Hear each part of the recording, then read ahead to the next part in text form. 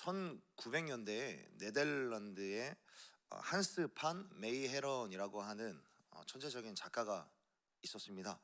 이 사람은 열심히 미술을 공부를 했는데 자신의 미술 실력과 그리고 그림 작품의 실력이 미술계 평론가들이 인정해주지 않고 또 혹평을 계속해서 가하자 너무 화가 나서 그러니까 유명 화가의 그림을 따라서 그리기를 시작을 했습니다. 위작을 그리기를 시작을 한 것이죠.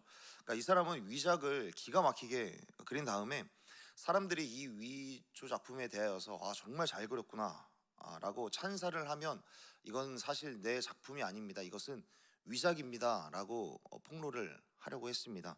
무슨 말이냐면 작품도 제대로 알아보지 못하는 사람들이 어떻게 내 작품을 그리고 내 실력을 평가를 할 수 있느냐라고 이야기를 하려고 했었던 것이죠. 그런데 막상 이 위조 작품, 위작을 그리다 보니까 자기 스스로도 굉장히 놀라운 사실을 하나 발견을 하게 되는데 이쪽 분야에 위작을 그리는데 자신이 천재적인 재능을 갖고 있다라는 사실을 알게 됩니다. 특히 그러니까 자신보다 200년 먼저 태어나서 활동을 했었던 바로크 시대에 활동을 했었던 얀 베르메르라고 하는 사람의 작품을 따라서 그려 보니까 사람들이 진짜와 위작을 구분하지 못하는 그런 경지까지 도달하게 되었습니다. 그러니까 평론가들은 이 메이헤런이 위작으로 그린 그림, 위작으로 내놓은 이 작품이 늘 진짜라고 생각을 했던 것이죠. 그래서 칭찬을 하기를 시작을 했는데 메이헤런은 처음에는 폭로를 하면서 이 미술계의 위선에 대하여서 고발을 하려고 시작을 했는데 이렇게 위작을 진짜처럼 그냥 내놓게 되면 돈을 정말 많이 벌 수 있겠구나, 내가 성공할 수 있겠구나라고 생각을 하게 됩니다. 그래서 열심히 위작을 그리게 되는데 1938년부터 1942년까지 5년 동안 이제 6개의 작품을 그려서 팔게 되었는데 이게 얼마나 성공적이었냐면 이 6개의 작품 중에 하나의 작품은 그 해에 가장 비싸게 팔린 작품이 되게 됩니다. 특히나 이때 이 작품을 산 사람이 누구였냐면 히틀러의 오른팔이었던 괴링이라고 하는 사람이 이 사람의 위작을 비싸게 사게 됩니다.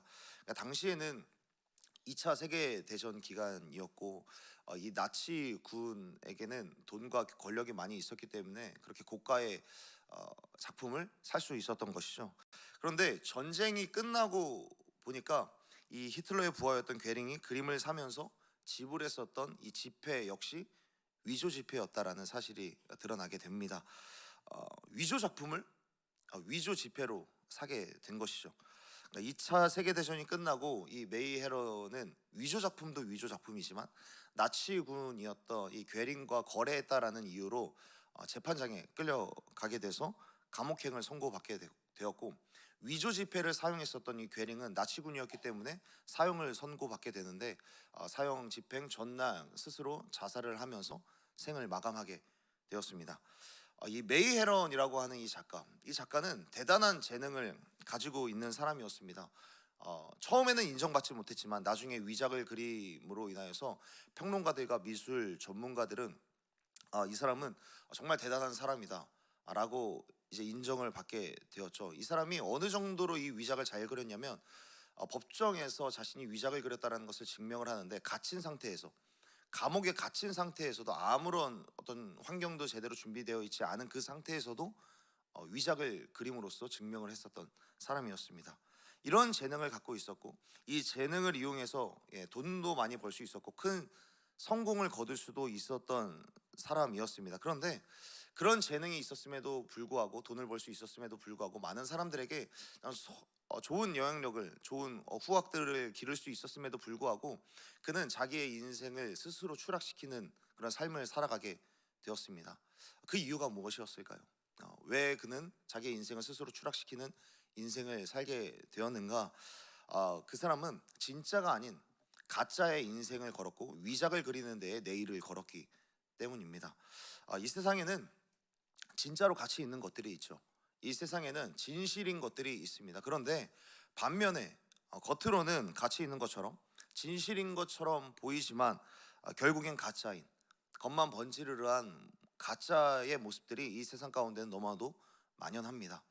오늘 본문 가운데도 진짜와 가짜 사이에서 구분을 하지 못하는, 그러니까 바로 앞에 진짜 메시아이신 예수님을 앞에 두고도 이는 바알세불의 힘이다, 이는 귀신의 힘으로 귀신을 쫓아내고 있다라고 이야기함으로써 예수님께로부터 이것은 성령을 모독하는 것으로서 영원히 죄사함을 받지 못하는 일이다라고 선고를 받는 사람들, 그리고 그 광경이 오늘 본문 가운데 기록이 되어 있습니다. 예수님이 하신 사역은 질병을 고치신 것뿐만 아니라 수많은 귀신들로부터 결박을 당하는 사람들을 자유하게 해주시는, 그러니까 귀신을 쫓아내시는 축기 사역도 감행을 하셨는데, 이를 두고 하나님의 힘이 아닌 이것은 귀신의 역사이다라고 이야기하는 사람들이 옆에 있었던 것이죠. 이에 대해서 예수님은 정말 지극히 당연한 논리로 맞받아 치시는데, 귀신과 귀신이 같은 편인데 어떻게 귀신의 힘으로 귀신을 쫓아낼 수 있느냐, 이것이 가당키나 한 말이냐라고 이야기를 하시는 것이죠. 귀신들끼리 분쟁하는 것이 사실이라면 그 나라는 그 나라대로 제대로 설 수 없는 것인데, 이것이 논리적으로도 맞는 말이냐라고 예수님께서 이야기를 하시는 것이죠. 그러니까 예수님은 이처럼 진짜 성령께서 행하신 일을 성령이 아닌 귀신의 일로 치부해 버리는 이 사람들에 대하여서 결단코 죄사함을 받지 못할 것이다 라고 엄포를 놓으시는 것이죠.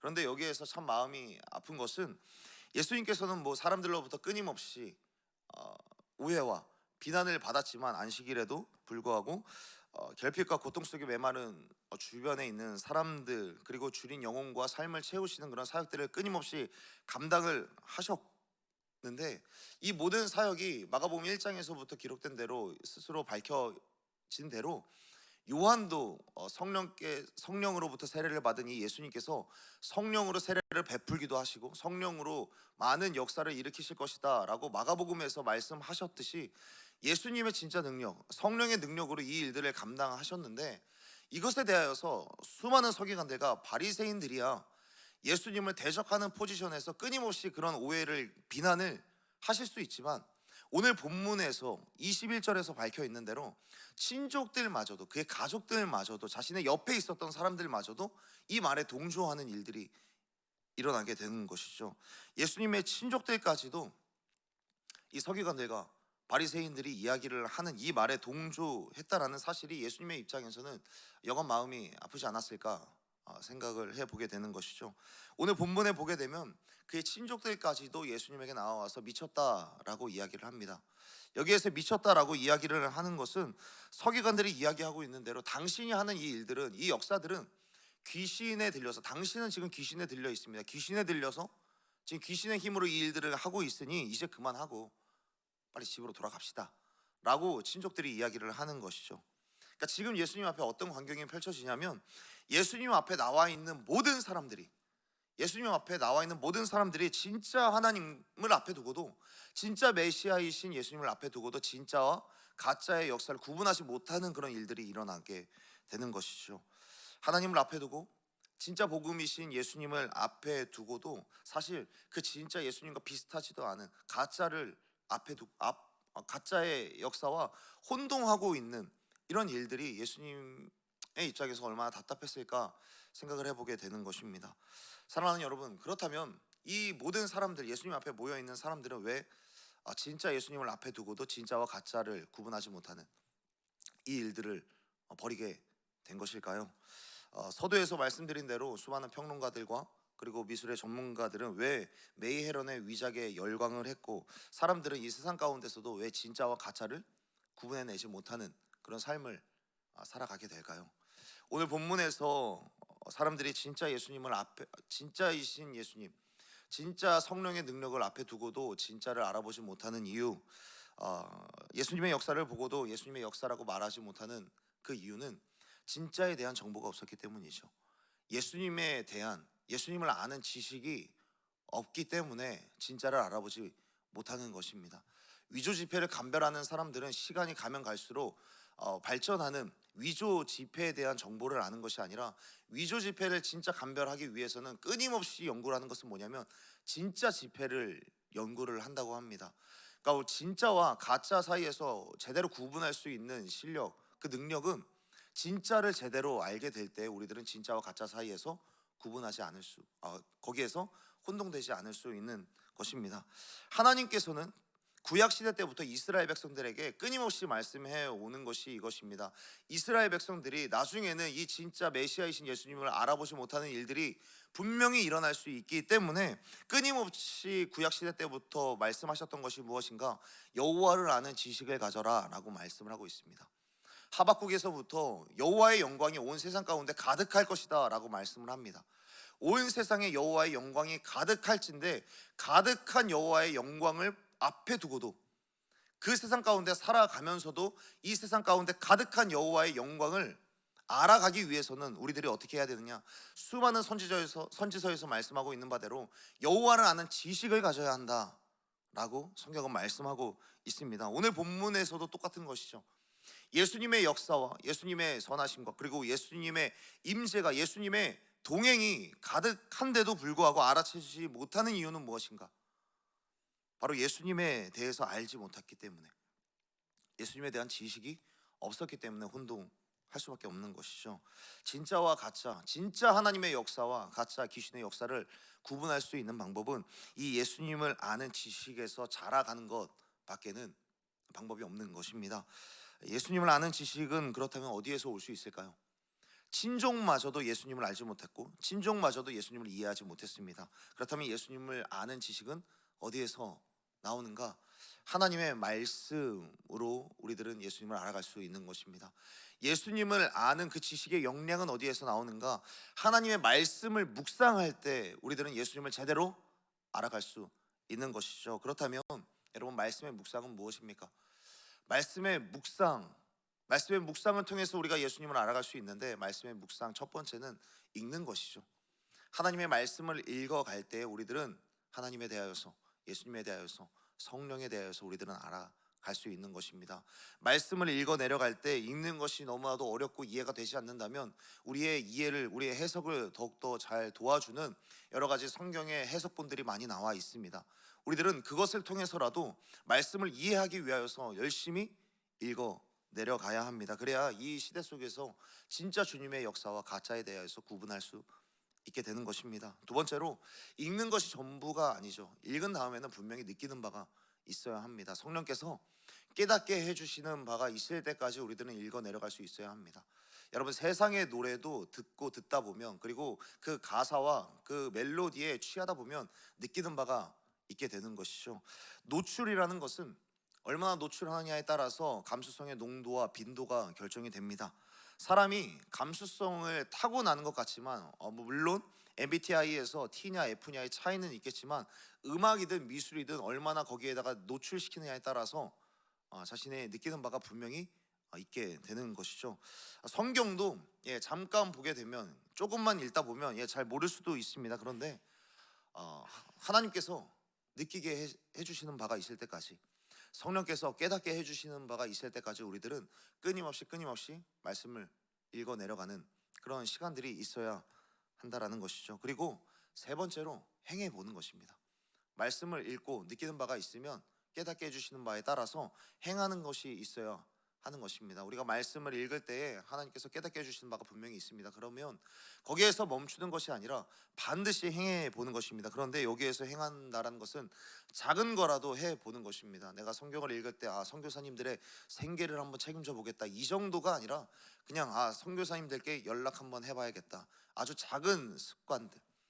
말씀을 읽음으로써 내가 예수님을 진짜 알아가야지라고 하면 1시간 동안이나 내가 말씀을 읽어야지, 그 정도는 아니더라도 작게라도 내가 말씀 한 장이라도 한번 읽어봐야겠다, 이런 작은 행함이 우리들 가운데 있어야 한다라는 것이죠. 그리고 가장 중요한 것은 마지막 묵상의 네 번째 단계는, 행한 다음에는 반복해 보는 것입니다. 한번 내가 행함으로써 내가 성공했다, 자아도취하는 것이 아니라 거기에 대해서 끊임없이 쌓아가는 것입니다. 감수성도 끊임없이 노출하다 보면은 빈도와 농도가 계속해서 짙어질 수 있듯이, 이 수위를 높여갈 수 있듯이 계속해서 이 행함도 반복하다 보면 이런 영적인 영성의 저수지에 물이 끊임없이 차오르게 되는 그런 은혜를 경험하게 될 수 있으리라 믿습니다. 이렇게 우리들은 말씀을 통해서 예수님을 아는 지식을 끊임없이 쌓아갈 수 있어야 합니다. 그래야 우리는 가짜와 진짜가 만연한 이 세상 가운데서 진짜 예수님의 역사와 진짜 예수님의 말씀과 진짜 하나님의 임재를 우리들은 알아챌 수 있게 되는 것입니다. 그렇기 때문에 사랑하는 여러분, 이번 한 주와 또 오늘 한 날을 살아가는 동안에 예수님이 나에게 말씀하시고 나에게 역사하시는 그 분별을 할 수 있는 영적인 어떤 역량이 우리 가운데 충만하기를 간절히 소원하고 축복합니다. 내 앞에 있음에도 지금 내 앞에 예수님께서 말씀하시고 내 앞에 예수님께서 임재하시고 내 앞에 예수님께서 역사하시는데도 불구하고 이것을 알아채지 못하는 영적인 소경이 아니라 예수님이 내 앞에 있구나, 예수님이 지금 나에게 말씀하시는구나 깨닫고 예수님께서 베푸시는 성령의 은혜와 역사를 끊임없이 깨닫게 되고 그것에 대하여서 감사의 찬송을 올려드릴 수 있는 저와 여러분이 되기를 간절히 소원하고 축복합니다. 그러기 위하여서 예수님에 대하여서 예수님을 아는 그 지식에 대하여서 끊임없이 자라갈 수 있어야 합니다. 그 지식은 말씀을 묵상하는 일이요, 말씀을 읽고 그리고 느끼는 바가 있을 때까지 읽고 그리고 그것을 행하는 것, 그리고 행하는 것, 한 번 행하는 것으로 끝내는 것이 아니라 끊임없이 반복함으로 인하여서 예수님을 알아가는 일에 열심을 내보는 그런 저와 여러분이 되어서 오늘 한 날을 주님과 동행하고 주님의 역사로 충만한 오늘 한 날을 살아가는 저와 여러분이 되기를 간절히 소원하고 축복합니다. 기도하겠습니다.